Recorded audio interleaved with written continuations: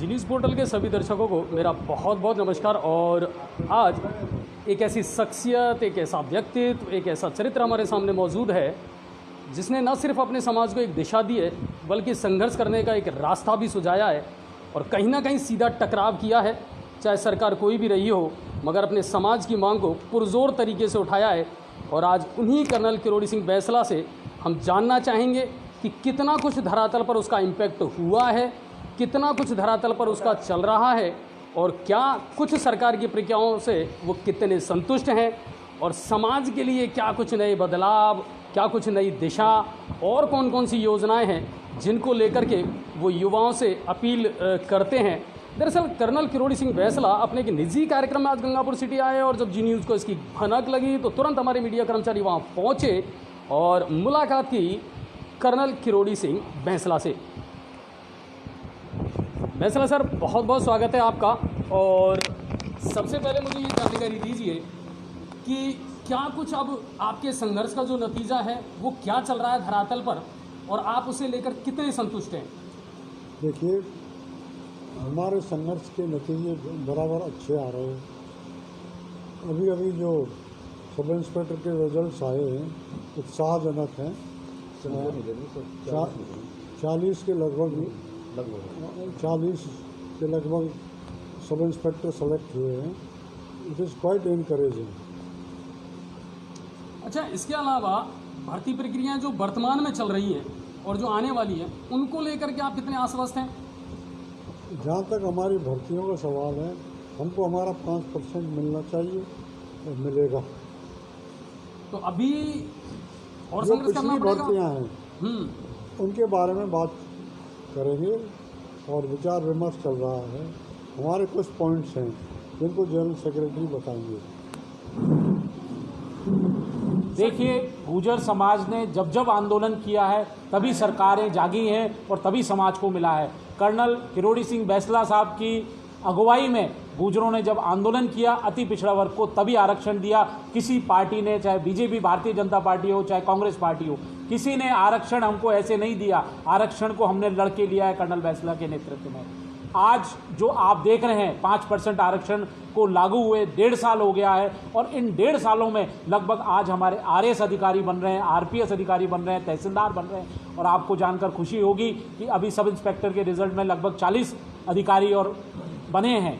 तो आरक्षण का जो मुहिम चल रही है और जो संघर्ष कर रहे हैं, पूरी जो कर्नल बैंसला की टीम है वो संघर्ष कर रही है, उसके परिणाम आ रहे हैं, समाज जागरूक हो रहा है। और मैं सरकार को, मुख्यमंत्री महोदय को इसलिए भी धन्यवाद देना चाहता हूं कि उन्होंने इसमें 5% आरक्षण दिया, जो इतिहास में पहली बार अब हमारे जजेस भी बनेंगे। लेकिन इसी के साथ मुझे दुख भी होता है कि हमारे कुछ बिंदुओं की पालना नहीं हुई है। जो हमारा समझौता था उसकी पालना पूरी तरह से नहीं हो रही है। तो मैं आज आपके माध्यम से, इस मीडिया के माध्यम से अवगत करा देना चाहता हूं कि जो हमारी पेंडिंग मांगे हैं, जो 10-12 प्रक्रियाधीन भर्तियां हैं जिनमें 4% आरक्षण अतिरिक्त दिया जाना है, वो अभी तक नहीं दिया गया। जो हमारे भाई शहीद हुए थे उनके 3 भाइयों को अभी तक मुआवजा नौकरी नहीं दी गई है। हमारे जो सुप्रीम कोर्ट से हम आदेश लेकर आए थे, जो हमारे टेम्परेरी 1252 बच्चे थे, उनको भी अभी तक वेतन नियमित नहीं किया जा रहा है। तो ऐसी सब मांगे हैं। और उन्होंने, सरकार ने अपने चुनावी घोषणा पत्र में बैकलॉग देने की बात की थी और वो बैकलॉग देने की बात की थी, उस पर भी अभी सरकार ने कोई कार्रवाई नहीं की है। सरकार जो गुर्जर आंदोलन के दौरान लगे मुकदमे, उन पर भी बहुत स्लो कार्रवाई कर रही है। कोर्टों में पैरवी प्रॉपर तरीके से नहीं हो रही है। तो इन सब बिंदुओं को लेकर आगामी तारीख पर रणनीति बनाई जाएगी, संघर्ष समिति की मीटिंग बुलाई जाएगी। इसलिए सरकार को आज इस गंगापुर सिटी से ये चेतावनी देते हैं कि जो हमारी कुछ बिंदु रह गए हैं उनकी पालना करें और समझौते की पालना करें, ताकि समाज में वापस विश्वास जाग सके। अच्छा, कहीं ना कहीं लगातार सरकार से संपर्क में हैं और लगातार सरकार से वार्तालाप चल रही है इन विषयों को लेकर आपकी? बिल्कुल, जब से हमको आरक्षण मिला है फरवरी 2019 से, तब से लगातार सरकारों से हमारी बातचीत हुई है। लेकिन सरकार ने मंत्रिमंडलीय जो कमेटी बनाई थी कि जो गुर्जर आरक्षण संघर्ष समिति और कर्नल बैंसला साहब से बात करेगी, वो संघर्ष समिति जो मंत्रिमंडलीय कमेटी थी वो आज कहीं अस्तित्व में नहीं है। आज हमारी बात को सुनने वाला कोई नहीं है। हमें मुख्यमंत्री जी से गुहार लगानी पड़ती है कि साहब आप हमारे मुद्दों को सॉल्व करें। तो आज जो सिस्टम है, जो कांग्रेस पार्टी का सिस्टम है वो हमको यही समझ में नहीं आ रहा है कि आज हमारे बच्चे दर दर की ठोकरें खा रहे हैं, कभी किस अधिकारी के पास जाते हैं, कभी किस अधिकारी के पास जाते हैं और हमको न्याय नहीं मिल रहा। आरक्षण 5% दिया उसके लिए धन्यवाद, लेकिन जो ये बिंदु रह गए हैं इनकी भी पालना सुनिश्चित की जाए। अगर नहीं करते हैं तो सरकार को हम चेतावनी देने वाले हैं कि गुर्जर समाज चुप नहीं बैठेगा जब तक उसके पूरे हक अधिकार नहीं मिल जाते। बैंसला सर, एक बड़ा मुद्दा ये है कि आरक्षण के लिए लंबा संघर्ष आपने किया और कहीं ना कहीं उसमें अब सफलता आपको मिलती हुई नजर आ रही है, इसमें कोई शक नहीं है। लेकिन समाज के बहुत सारे पहलू ऐसे हैं जिनमें युवाओं को जागृत करना बहुत ज़रूरी है और उनमें सुधार होना बहुत ज़रूरी है। तो क्या इसके लिए जैसे शिक्षा को लेकर के है, संस्कारों को लेकर के है, युवा में अगर ये चीज़ें नहीं आएंगी तो शायद वो उन उपलब्धियों को हासिल नहीं कर पा सकता जिनको सोच करके आप लोग संघर्ष कर रहे हैं? देखिए, जहाँ तक समाज का प्रश्न है, मैं तो बार बार समाज को एक ही संदेश दूंगा कि हमको गुड हेल्थ और गुड एजुकेशन पर ध्यान देना है, शिक्षा की ओर ध्यान देना है।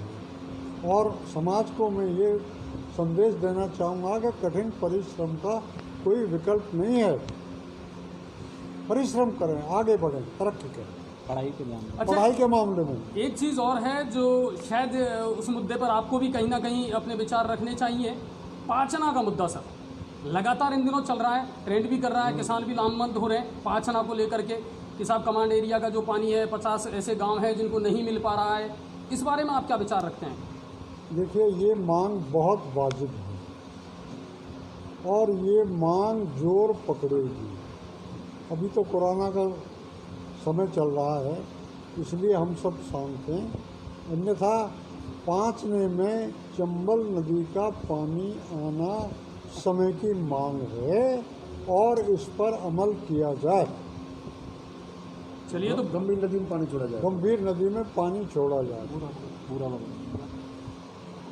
सर आप लोगों के क्या विचार हैं अब तक के संघर्ष को लेकर के? कितनी कुछ उपलब्धियां रही और आगे क्या मैसेज देना चाहेंगे? समाज के युवाओं को स्पेशली कौन सा मैसेज देना चाहेंगे? जो संघर्ष जो किया है उसके बारे में जो आपने पूछा, मैं बताना चाहता हूँ आपको कि इतना मिला है जो हम उम्मीद नहीं करते।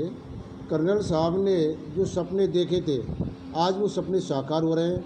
हमारे आरएएस बन रहे हैं, हमारे आरपीएस बन रहे हैं, हमारे इंजीनियर बन रहे हैं, डॉक्टर्स बन रहे हैं। और आगे जिस तरह से वकील साहब ने कहा है कि हमारी जो प्रक्रियाधीन भर्ती हैं, मुकदमे हैं, 3 शहीद हैं, उनके बारे में भी हम ये कहना चाहेंगे कि माननीय मुख्यमंत्री महोदय इनको अतिशीघ्र करें, क्योंकि हमारे बच्चे दर दर की ठोकरें खा रहे हैं। क्योंकि आपने अपने घोषणा पत्र में लिया है और आपने समझौता किया है, समझौता की पालना करें। और संदेश के रूप में मैं समाज को ये कहना चाहता हूँ कि कर्नल साहब का जो आह्वान है कि गुड हेल्थ, गुड एजुकेशन, इस पर ध्यान दें, फालतू के खर्चों पर प्रतिबंध लगाएं। फालतू के जो कि ये चल रहे हैं आजकल भागवत यज्ञ, ये सब कुछ बेकार हैं। एक शिक्षा वो चीज़ है कि सारे विकास के ताले शिक्षा से खुलते हैं। और मैं आपके माध्यम से पुनः राज्य सरकार को ये चेतावनी देना चाहता हूँ कि समझौते की पालना अतिशीघ्र की जाए, वरना गुर्जर समाज चुप नहीं बैठेगा। आक्रोश है समाज में। ये थे हमारे साथ कर्नल किरोड़ी बैंसला और उनकी पूरी टीम। एक निजी कार्यक्रम के तहत वो गंगापुर सिटी आए थे और उनके विचार हमने जाने और उम्मीद करते हैं कहीं ना कहीं सरकार उनकी जो वाजिब मांगे हैं उन पर गौर ज़रूर करेगी। पाचना को लेकर के, समाज के युवाओं को लेकर के बहुत सारे ऐसे सवाल थे जो हमने उनसे किए और बेबाकी से उन्होंने अपने जवाब भी रखे। आप सभी का बहुत बहुत धन्यवाद और इसी तरह जी न्यूज़ पोर्टल पर लाइव खबर को देखते रहिए। धन्यवाद।